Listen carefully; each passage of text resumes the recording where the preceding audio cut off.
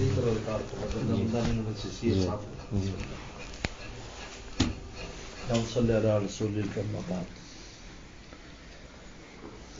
ذکر کے بارے میں ہمارے استاد مفتی رضا الحق صاحب دامت برکاتہم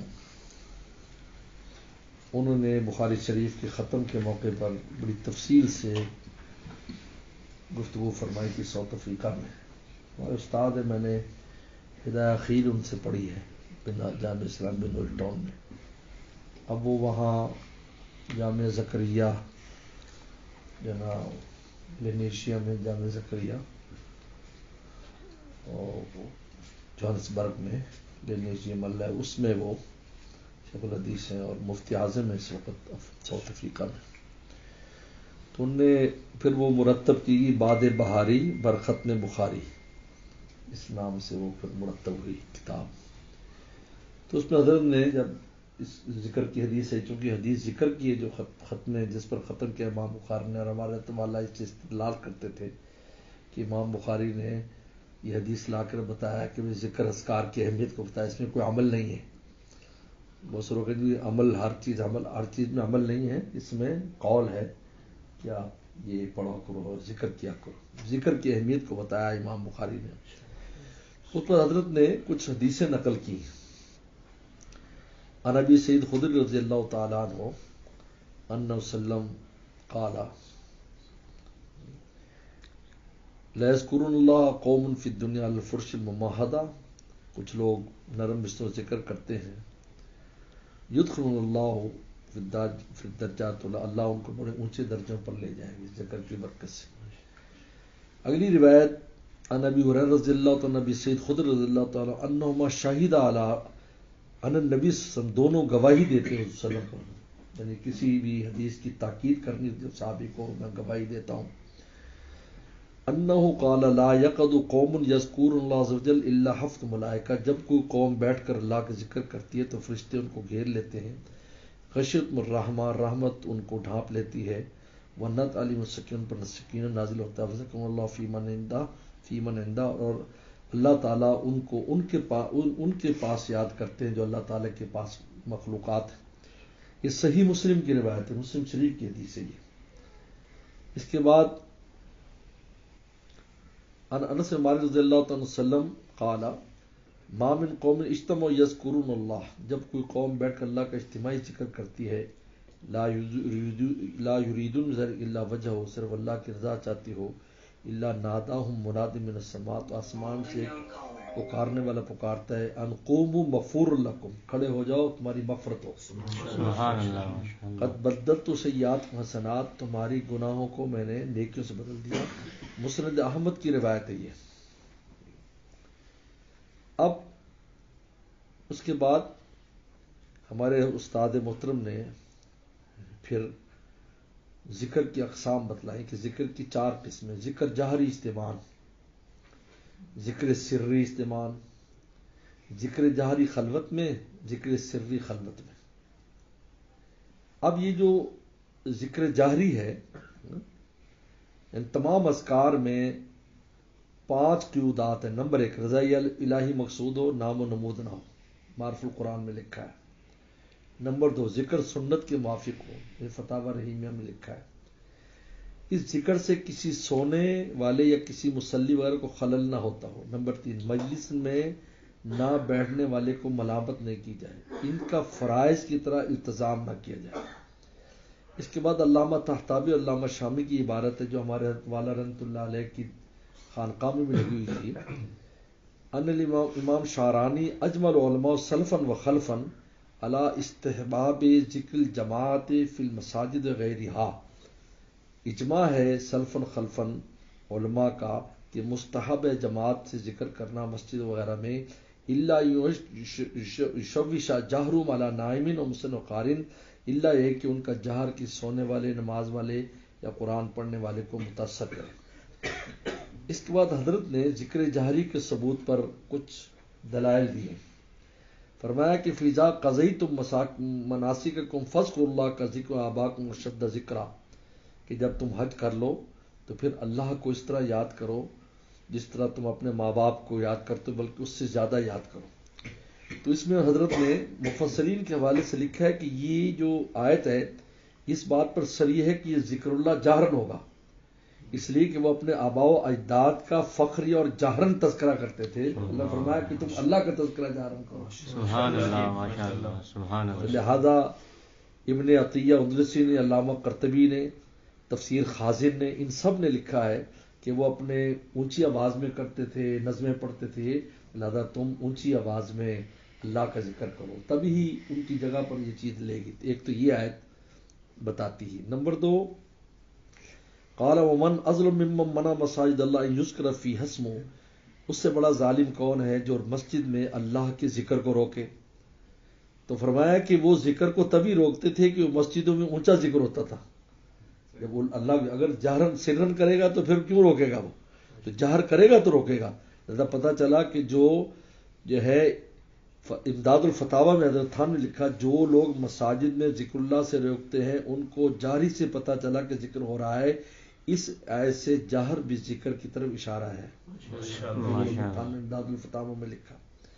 اللہ تعالیٰ اگلی آیت میں فرماتے ہیں وَاذْكُرْ رَبَّكَ فِي نَفْسِكَ تَضَرُّعًا وَخِيفَةً وَدُونَ الْجَهْرِ، کہ اپنے رب کو یاد کرو اپنے دل میں تضرع زاری کے ساتھ، وخیفہ خوف کے ساتھ، ودون الجہر اور بہت اونچی آواز سے کم.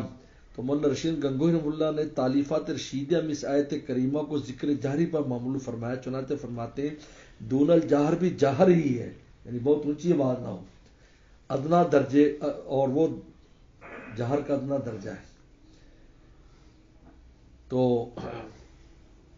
آگے فرماتے ہیں قال ابو داؤد حدثنا محمد بن حاتم نے بزی ثقۃ حدثنا ابو نعیم فضل دکین، یہ بھی ثقہ ثبت عن محمد مسلم صدوق حسن حدیث عن عمرو دینار ثقۃ ثبت اخبر جابر عبداللہ صحابی وسمیت جابر عبداللہ کا رآ ناس نارا فی المقبرہ، کچھ لوگوں نے آگ دیکھی اس قبر پر. فاتوہا، وہ قبر پر آئے. فیضا رسول وسلم فی القبر، تو آپ وہاں کو موجود تھے.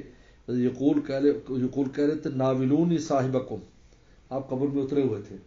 وہ روشنی تھی، اصل میں آگ سے روشنی. وہ آئے بھی کیا اور اندھیرے میں ہو رہا ہے، تو آئے تو دیکھا وسلم تھے. پر میں اپنے جناب وہ اپنے ساتھی کو مجھے پکڑاؤ، میں قبر میں اتارتا ہوں. فیضا الرجل الذی کان یرفع صوت بذکر، تو وہ آدمی تھا جو اونچی آواز میں ذکر کیا کرتا تھا. وسلم نے اس نے اپنے دست مبارک سے قبر میں اتارا. طبرانی نے معجم کبیر میں اس کو لکھا ہے اور حاکم نے مستدرک میں لکھا ہے. امام نبوی علامہ قسطلانی سے حدیث نقل کر لکھتے ہیں روا ابو داؤد بسناد علی شرط الشیخین، بخاری اور جو مسلم کی شرط پر امام ابو داؤد نے اس حدیث کو نقل کیا. ابن ملقن نے لکھا ہے اسناد علی شرط صحیح لا جرم، کہا کہ یقیناً اس کی جو اسناد ہے وہ صحیح ہے، ان کی شرط پر ہے. یہ انہوں نے لکھا اس کو. اور سنن داؤد کے اشارے ابن رسلان مقدی شافی رحم اللہ حدیث کی شرح میں لکھتے ہیں فی فضل رفع الصوت بذکر اللہ، اس سے پتہ چلتا ہے کہ بلند آواز میں جو ذکر کرنا ہے اس کی فضیلت پتہ چلتی ہے کہ وہ شخص جنا بلند آواز میں ذکر کیا کرتا تھا. بہرحال یہ چند چیزیں ہیں.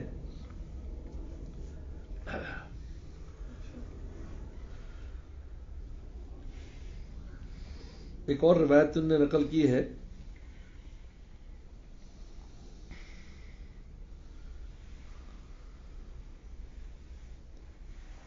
ذکر فرمایا کہ یہ روایت ہے کہ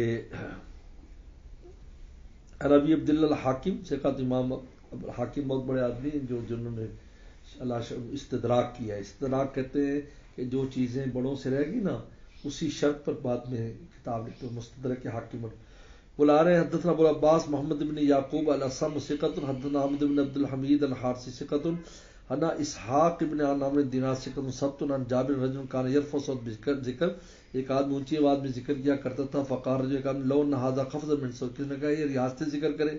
فقال وسلم فانه اواہ، فرمایا یہ اواہ ہے، یعنی آہ کرنے والا بندہ ہے.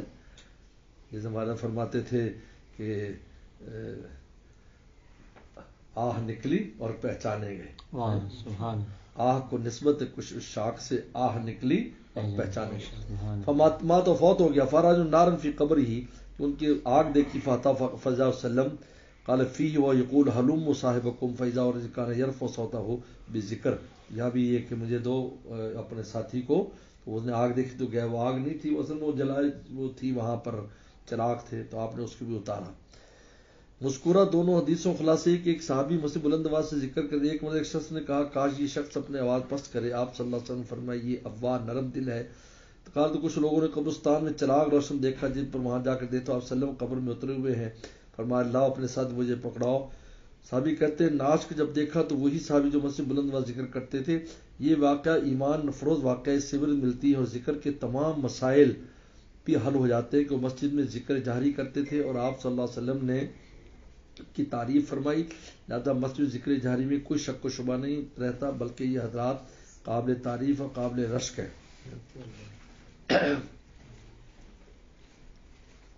بعض روایت میں ذکر کے ساتھ آواز بلند کرنے کا ذکر ہے، بعض میں تلاوت اور بعض میں دعا کے ساتھ، لیکن ان میں کوئی تعارض نہیں کیونکہ وہ رفع صوت کی عادی تھے، اس لیے تلاوت ذکر اور دعا سب میں بلند آواز کیا کرتے تھے. تو بہرحال یہ چند چیزیں ہیں، اس لیے ہمارے جتنے بھی اکابر ہیں وہ ذکر جہری کیا کرتے تھے اور جہرن ذکر ہوا کرتا تھا. تو لہذا بعض لوگ جو ہے وہ بات کرتے ہیں ذکر جہری کے مسئلے میں، ایسا نہیں ہے. الحمدللہ اس پر سبھی روایات حضرت نے اس پر بڑی تفصیل اور بھی روایات بحث کی ہے. بہت عمدہ ماشاءاللہ. جزاک اللہ.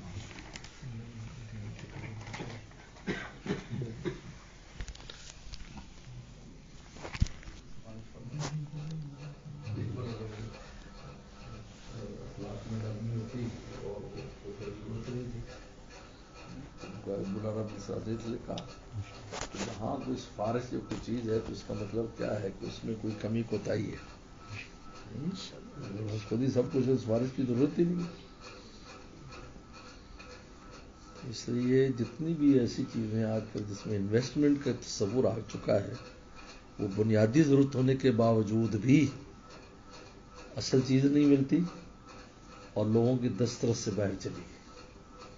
انہیں دوا، یہ مکان، خوراک، یہ وہ ضروریات ہیں جو ہر زمانے میں سستی رہی، کیونکہ یہ ہماری بنیادی ضرورت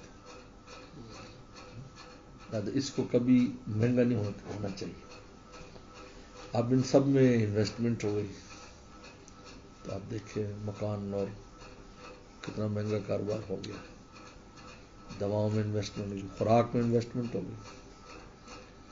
وہ چیز جو سستی تھی وہ نہیں ہوگی. اسے حضور صلی اللہ علیہ وسلم اس زمانے میں کیا فرمایا، اس زمانے میں فرمایا کہ لا یبی حاضر لبادن، کوئی شہری کسی گاؤں والے کا سودا نہ بیچے. اس حدیث کا مطلب کیا ہے کہ اس گاؤں والا خود بیچے آ کر اور آپ اس سے براہ راست لیں. اس سے کیا ہوگا کہ وہ اپنا نفع رکھے گا جو اس کو چاہیے، لیکن کم ہوگا ہمارے لیے. اب جب شہری بیچے گا تو شہریوں کی جیب دیکھ کے بیچے گا کہ ان میں سے کتنا مال نکال سکتے ہیں، اس کو تو وہی ملے گا. اس زبان دیکھو وسلم نے آج سے 1500 سال جی سبحان اللہ. حاضر لبادن، ماشاءاللہ. کوئی شہری کسی گاؤں والے کا ایجنٹ بن کر نہ بیچے، کیونکہ ایک آدمی کی زمین ہے. میں یعنی تجربے کی بات بتا، وہ گائے بھینس پالتا ہے. ان کو یہ گائے بھینس کا پالنا مفت کے انداز میں پڑتا ہے، یاد رکھو گاؤں والے. اس لیے کہ گھاس وغیرہ ان کے پانی کے جو کنارے ہوتے ہیں وہ نالے کے، اس پر پیدا ہوتی ہے اور اس کے اندر جو زائد چیزیں پیدا ہوتی ہیں جب وہ اس کو نکالتا ہے تو اس سے گھاس پھوس آتی ہے، اور جب اپنی فصل کاٹ لیتا ہے تو تب اس میں سے اس کو گھاس پھوس آتی ہے. یہ مفت میں ہے، اور اس نے جو اناج بیچا ہے اس میں اس کو نفع بھی ہو گیا ہے. تو یہ ساری مفت میں اس پر پل رہی ہے نا اس کی گائے بھینس. لازم بات وہ دودھ سستا دے گا آپ کو. اب اس میں انویسٹمنٹ ہوگی، فارم بنیں گے یا فارموں والے اس دودھ کو خریدیں گے، چلر میں لگیں گے اور یہ کریں گے وہ کریں گے. اس کے بعد وہی چیز آپ کو مختلف پیکنگ میں بنائیں گے اور کہیں سے کہیں اس کو پہنچا دیں گے. لہٰذا بھی حاضر لبوس میں فرمایا کہ کوئی شہری کسی گاؤں والے کو نہ بیچے. یہ سارے بات کے تصورات ہیں. اس لیے جو مڈ مین ہے نا جی وہ کماتا ہے اصل میں. گاؤں والا تو کماتا ہی کچھ نہیں. وہ اس کی فصل لیتا ہے, اس کو روکتا ہے, سیٹ سے ڈیل کرتا ہے گاؤں والے, اس سے فیکٹری والے سے, پھر مہنگا دیتا ہے اس کو. اور اس گائے تو ہمیں وہ چیز مہنگی پڑی کیونکہ بیچ میں لوگ آ گئے. اگر گاؤں والا براہ راست آتا تو مہنگی نہ پڑتی. اس سے پہلے زمانے میں, یعنی وہ زمانہ ہم نے بھی دیکھا ہے, تو لوگ گاؤں سے لا کر چیزیں براہ راست بیچتے. گوشت بکتا تھا, اور مدینہ شریف میں بھی ایسے بکتا تھا کہ گوشت اپنے سر پر ٹوکریاں رکھ کر بیچنے کے لیے آتے تھے. میں نے خود بھی باب نگر میں دیکھا, لوگ ان سے گوشت لیتے اور وہ سستا ملتا تھا کیونکہ ان کا اپنا جانور ہے جو اس نے کاٹا ہے. اس نے کہیں مارکیٹ سے تو لیا نہیں, اس کو پتا ہے کہ یہ جانور مجھے مفت بھاؤ پڑا ہے. اس لیے ہمارے یہاں مشہور ہے کہ اگر آدمی نے 2 گائے بھینس رکھی ہو نا تو اس پر 10 بکریاں مفت پلتی ہیں کیونکہ انہیں کے بچے ہوئے چارے سے پل جاتی ہیں. تو لیکن اب وہ مارکیٹ سے جانور خریدا جائے گا تو جانور کو پھر جب وہ مارکیٹ میں لائیں گے تو گوشت کہاں سے کہاں چلا گیا, آپ کو دیکھ لیں. سلم نے اللہ یہ بھی حاضر کی بات ہے. اور دوسرا اس کا معنی یہ فرمایا کہ بعض ایسے دکاندار جس سے گاؤں والوں کو دیتے ہیں شہر والوں کو نہیں بیچتے چیز. اس میں ہوتا ہے کہ گاؤں والے سیدھے سادھے لوگ ہیں تو جو چاہے مرضی وہ بھاؤ لگا دے. شہری خریدے گا تو پکڑ لے گا اس کو, پگلی مار پچھلی دکان پر میرا تو کیا کر رہا ہے. لہٰذا صرف گاؤں والوں کو نہ بیچے, شہریوں کو بھی بیچے تاکہ وہ بیلنس رہے. کوئی اس پر اعتراض کرنے والا ہو, وہ اس پر جرا کرنے والا. گاؤں والے تو سادے ہوتے ہیں, جو بھاؤ لگا دیتے وہ ٹھیک ہے.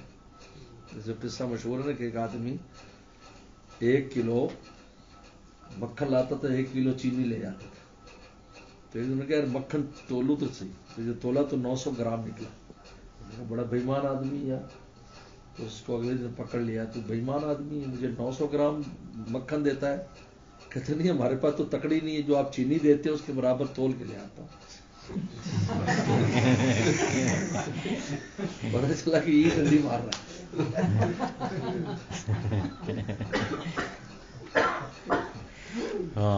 ماشاء اللہ. حضور صلی اللہ علیہ وسلم نے ہمارے معاملات پر جو کچھ فرمایا ہے, آج جتنی دنیا جدید ہے, جو اکاؤنٹس یہ ہے وہ اس کے اوپر پڑھ رہی ہے, وہ سب کے اصل حدیث میں ہے, سب کی مطلب. یہ دیکھ لیں آپ, جو معیشت کا سب سے بڑا اصول ہے ڈیمانڈ اینڈ سپلائی, حضور صلی اللہ علیہ وسلم سے منقول ہے. نئی چیز تھوڑی, وسلم نے فرمایا. صحابہ نے عرض کیا اللہ کے نبی صلی اللہ علیہ وسلم بھاؤ مقرر کر دیں. چیز ہے کبھی مہنگی کبھی سستی. فرمایا ان اللہ هو المسعر, اللہ بھاؤ مقرر کرتا ہے. جب چیز کی پیداوار بڑھا دیتا ہے تو سستی ہو جاتی ہے, جب گھٹا دیتا ہے تو مہنگی ہو جاتی ہے. یہ ڈیمانڈ ہوا ہے نا, لہٰذا ہم دیکھتے ہیں کہ جب کسی چیز کا سیزن ہوتا ہے تو وہ سستی ہوتی ہے, آف سیزن میں وہ جو مہنگی ہوتی ہے وہی چیز. آج کل ٹماٹر کا بھاؤ, پیاز کا بھاؤ کہاں سے کہاں چلا گیا. اور جب وہ سیزن ہوتا ہے تو ہم دیکھتے ہیں ہمارے یہاں گائے بھینس گدے سارے ٹماٹر کھا رہے ہوتے, ڈھیر لگے ہوتے ٹماٹروں کھا رہے. تو پیغمبر صلی اللہ علیہ وسلم نے کتاب البیوع جو ہے نا مستقل ایسی باتیں فرمائی ہیں. تو جتنا بھی جدید نظام ہے ان کی جڑ میں یہی ہے. اس لیے کہتے ہیں سب سرقہ ہے. اس وقت جتنا جدید ہوا ہے وہ سب سرقہ ہے دین اسلام کا, چوری کیا ہوا ہے. اس کو انگریزی میں کنورٹ کر دیا, سمجھے کوئی نئی چیز بن گئی. وہ چیز وہی ہے فقہاء کرام نے جو فرمایا وہی چیز ہے.